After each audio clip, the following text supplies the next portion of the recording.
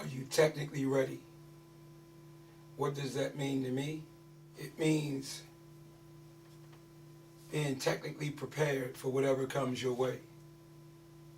Taking the time to truly understand the depth of the technique in a safe, wholesome, supported environment that will challenge you, a breaking point of where you feel like you can't go on. The environment will be there to support you and help you to truly evaluate whatever those weaknesses were that were revealed when you're trying to push yourself to the max to develop that perfect technique, that technique that is a response, not a reaction, that's based on muscle memory.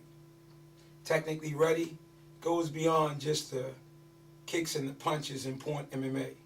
It's your character. Is your character in alignment with the true principles of universal truth that's based on the martial arts, that's based on good, wholesome character building that used to be in our urban environments, good, wholesome, character that was a part of our school system, how you talk, how you treat other people, how you dress, your personal hygienes, your smile, your attitude, your spirit, how you raise your kids, how you respect your wife, and vice versa, how you respect your employee. Technique is great and fine and to perfect it. But what happens when everything around you comes crushing down on you? Every disappointment that you can possibly imagine, negative, just comes crushing down on you, squeezing you and just sucking you dry. How do you maintain proper technique under pressure? If the technique can't work when the pressure comes down and the negativity comes and adversity is there, the obstacles are there, and you don't find a way to harmoniously express the quality of the technique under that sort of pressure, it's going to be a struggle all your life. The one thing I learned about proper technique beyond that ring, I had to learn to align those principles. The love that I felt for doing a good flip or a good kick or striving so hard to do the perfect kata or weaponry. What I had to do is learn how to demand that same expression as a man, as a father, as a husband, as a businessman, as a community law-abiding citizen. Most importantly, I had to demand that same quality of expression when I was alone with me and God. I always talk about, yeah, we can do it when everybody's around. Yeah, we can do it when we know somebody's going to recognize us and give us a false sense of security. Or you can do it when you can get that genuine reward, the real, the one that nobody can't take away from you when you're alone by yourself. For me, it was in a jail cell. It was that moment by myself with my creator that I had to learn to express myself. In a complete martial artist, we talk about practicing basic technique, visualizing advanced technique. The basics are the foundation to the intermediate and the advanced. And beyond that is personal expression. But if your expression cannot be aligned back to the basics for the sake of passing it on to someone else, it has no value. It always got to come back on how your expression is going to save a life, empower a life.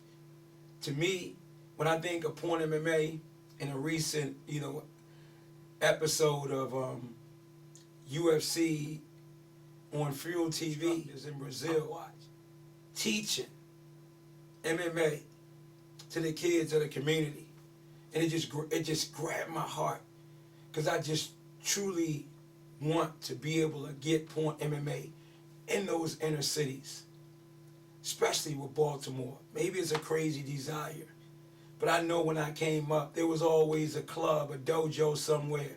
I remember Master Garcia Davis being at Dunbar. I remember, at the firehouse in West Baltimore, Master Gene Mason. I remember all those things, man. I remember Master Kenneth Parker right there at McKim's Community Center.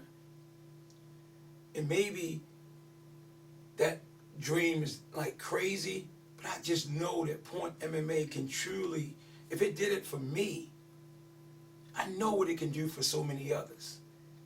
It's not about going out trying to hurt someone or beat someone up, because back in the day, I always reflect on those dojos back in the day. I don't care what city you went to when and began its existence in this country, in those urban environments, in all those dojos.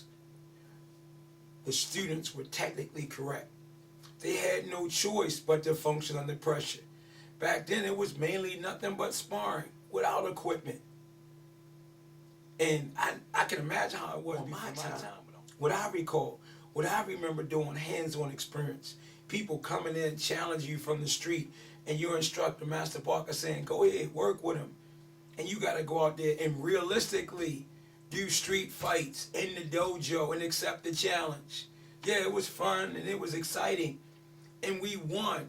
Every time that those moments came up, it was about him asking me to go and fight those people. Grown men, young, you were a young kid, but you had to represent. Even the moments when people just thought Kung Fu wasn't effective, and thanks to Master Brown and Osa Cassell, how they made fighters could fight. And people would come to the school and offer challenges. And we had fighters that you could possibly imagine. I had to get my technique correct. Because you weren't going to do no fake stuff, no phony stuff, no crazy stuff, no egotistical stuff when you was in a dojo full of good quality martial artists, men and women. So you can't push over and get over and fake the funk when you're dealing with good quality technique on all levels. Ain't nobody just going to accept your ego. Ain't nobody just going to let you suppress them and continue to humiliate them and destroy them in any way that you might think that's possible because of your own insecurity. To me, technique is mandatory in order to be successful in the world. Yeah, we go out and we adapt and we flow, and I always use the story how I had to just teach myself and creatively adapt to my environment. Why was that? Because nobody understood what I was trying to achieve, so they couldn't support me. It wasn't that they didn't want to, they couldn't. They had no reference point. The reason why it's so important when you come up in some time where there was no direction, the only thing you had was inner hope and inner faith. Because nobody goes in the dreams and perfect the technical expression that you were striving for. Why?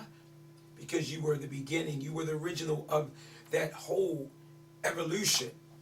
So you had to build the foundation, but you had to structure a blueprint that made everybody after you journey a lot easier. Doesn't mean that they don't go through their own pressure, their own struggles, their own controversy and obstacles, but you made the path a lot easier where they didn't have to go through it like you went through it. And if you don't continue to leave a path, a bridge, to help make the next generation better through your own wisdom and reference points of how you got to the point of being able to be technically in line with just universal truth, harmony, and life, then something's seriously wrong. You are not on the right path. You cannot, that's needed on this planet when you become selfish. When we look around, the world is just so selfish. Why do we beat other people up when they're struggling to try to honestly express themselves, to find their own inner truth and express it in a way? Why? Why do we beat them up?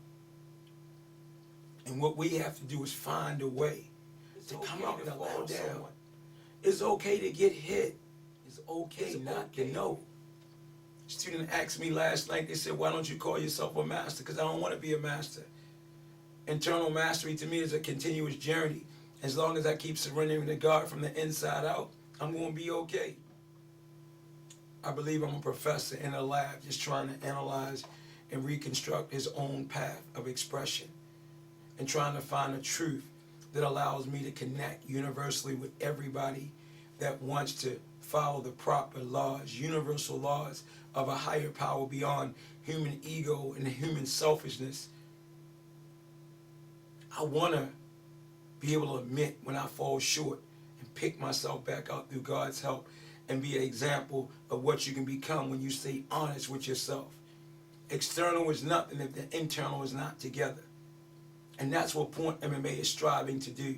Yeah, it's a great sport. We see all those great things, but we're striving to build up that complete martial artist from the inside out.